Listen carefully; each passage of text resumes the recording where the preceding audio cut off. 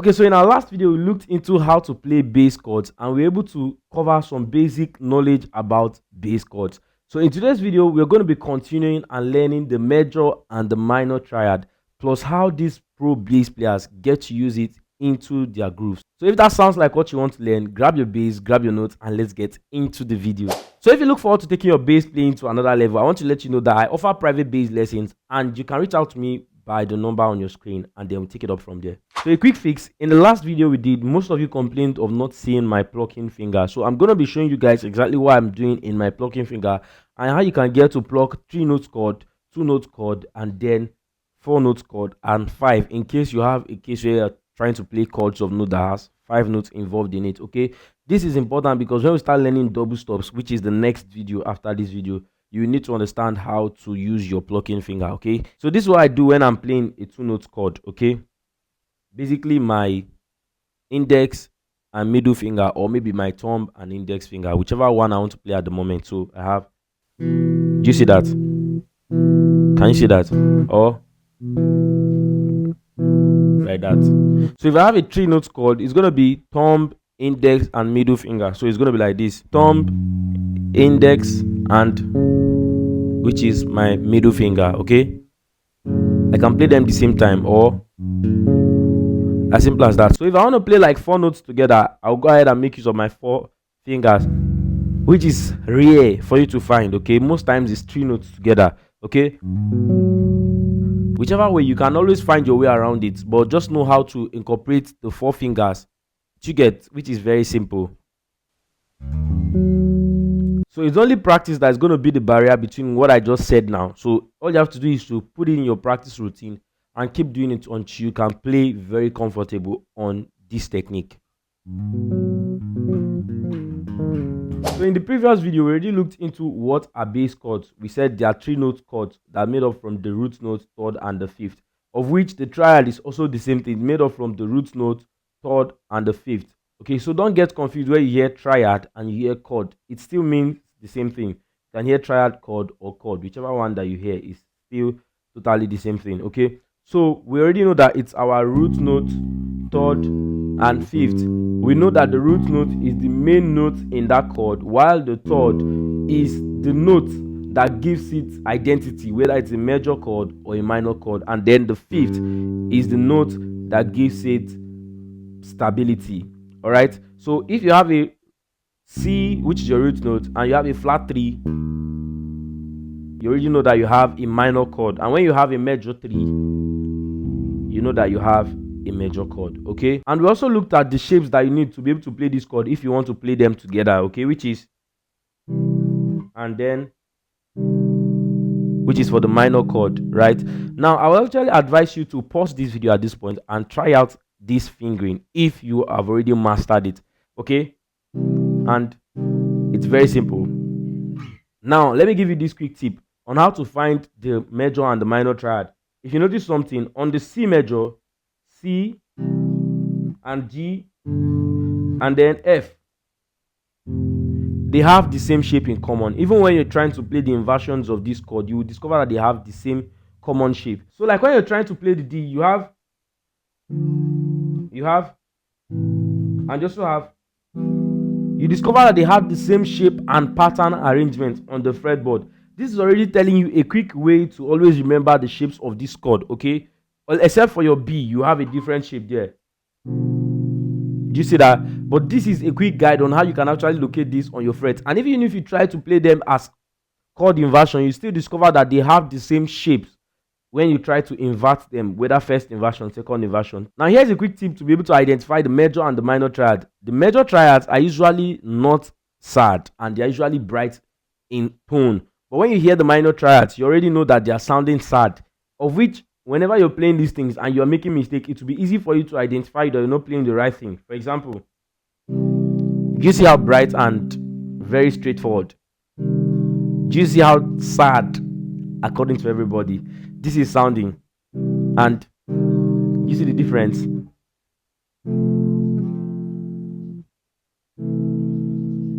You see that?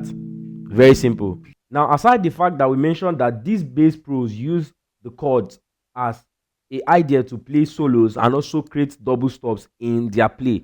Now we're going to be looking at the fact that they also use it to create grooves in between whatever they are playing, and it's a very easy one to do because the shapes of this triad are already easy for you to use and play those crazy bass lines that you want to create. Like I said before, as bass players, we usually don't play chords like the guitar player or the keyboard player. We usually play chord notes, of which bass grooves and also creating chord substitution in between our play to be able to create harmonies at the same time relate to the music with other musicians is the priority, right? That's exactly what we're going to be looking into right now. Now this is going to be basically very beginners friendly because we already know that every bass player can use the notes in the chord to create bass lines, right? Maybe for example,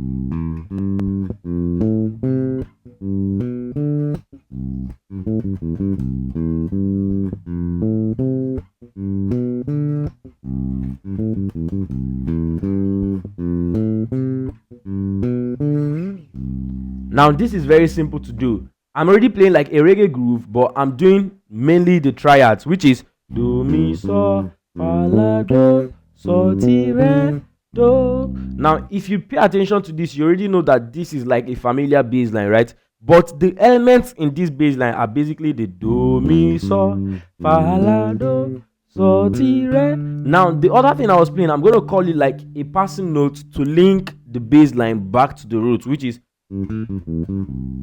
you see that?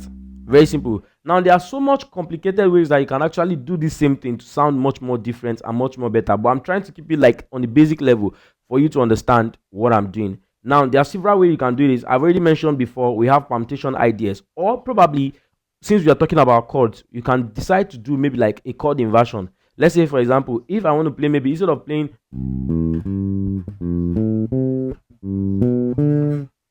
now let's try playing this thing in sequence of the second or the first inversion. Let's do the first inversion.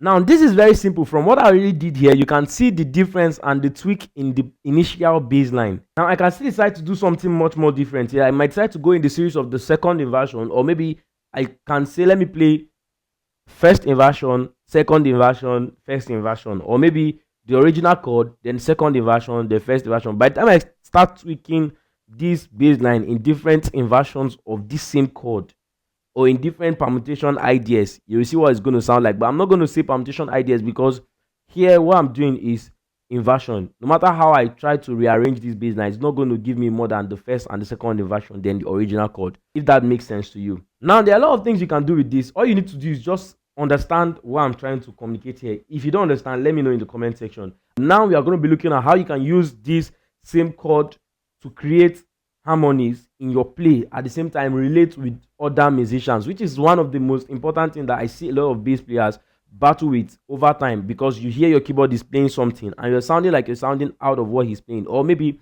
you know a song to be a 4 and then you start hearing maybe 1 in what the keyboardist is playing. Then you start to wonder, what am I supposed to play at this point? This is where this video gets more interesting for you. Now, in as much as you want to create chord substitution, I'll also advise you to use your ears to judge whatever you're playing, because I might be playing a 1 or a 4 in a place in a song and it may not sound well. All I need to do as a pro bass player is to tell myself the truth. So now when we talk about making harmonies from chord as bass player, we are simply talking about how you can contribute to the music. Okay, so for example, the keyboardist is playing maybe like something like this. Now how can you contribute to harmonize what he's playing to sound much more better? That's what we're talking about in harmony. And when we talk about harmony, we're talking about 2 or more notes played together. So if I play something like this, or if the keyboardist plays something like this, what I can do as a bass player is to find a way to harmonize what he or she is playing at the moment. So for example, we have a 1, 4, 5, 4, all right, and the keyboardist is definitely going to be playing the chords, right? 1, 4, 5, 4, 1, 4, 5, 4. The job of the bass player right now in the song is to find a way to harmonize these same progressions. Let me do that with the track and you see what I'm talking about. So this is a simple song that we all already know, and I believe most of us already know the progression of this song, right? But I'm going to tweak some things here to make it sound much more different and add to the harmony of the song that is already existing. Okay, on C sharp,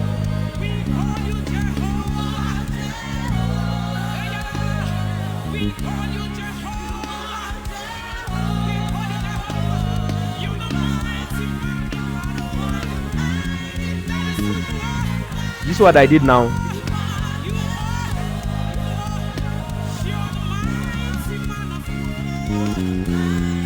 Do you see that?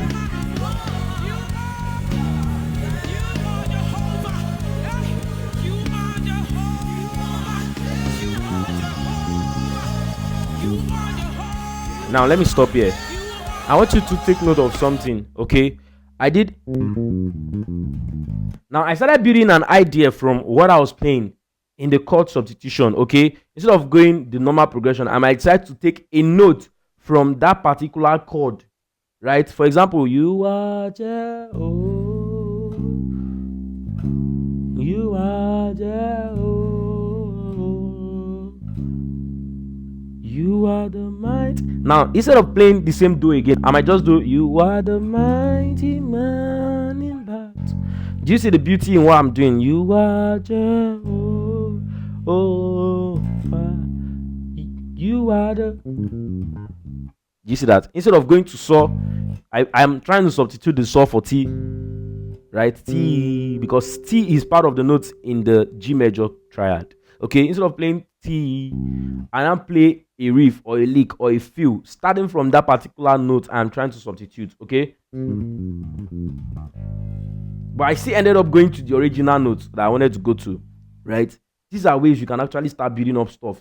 You just need to sit down and understand how it works. So let me give you a quick tip on how you can master this particular technique. First of all, you need to know the notes in the triads of the progression chords. Okay, so we have like a C major and G major and F major progression, for example, which is 1 4 5 4. Now you have the notes in the C major triad. You have your C, E, and G, G, B, and D, and then we have our F, A, and C. So once you know this note, you should be able to know which note to replace the original note with. And while you're doing this, I will always tell you, if the harmony does not sound well, please don't do it. And again, try as much as possible to make sure that your harmonies or whatever you're trying to harmonize while playing with a band does not take out the person singing, which is very important, because most of these singers, they don't really know the one, or let me say the root note that is supposed to keep them in the key. So when you start playing a lot of chord substitution, you start taking them out of what they are supposed to sing, which is very, very important. Now, the last but not the least, here's another thing that you need to know about the minor and the major triad while you're playing with guys and you're playing with musicians.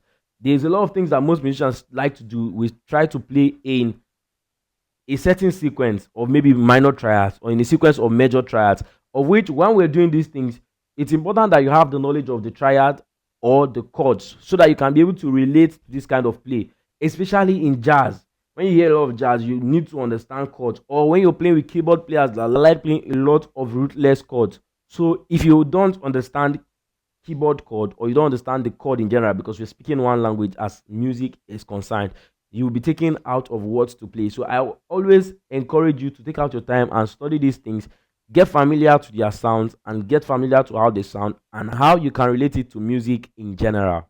Now, I believe by the end of the last video and this video, you should be able to play the major and the minor triads. You should have mastered your major and your minor triad shapes and be able to play them before our next video.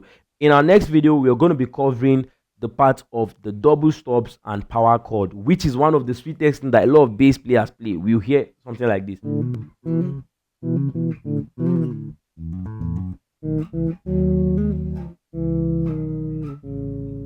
which I know you don't want to miss out. And if you're new to the channel, do have to hit the subscribe button and then turn on the notification bell so you get notified when we pop up those new videos in this channel. Until next time, guys, peace.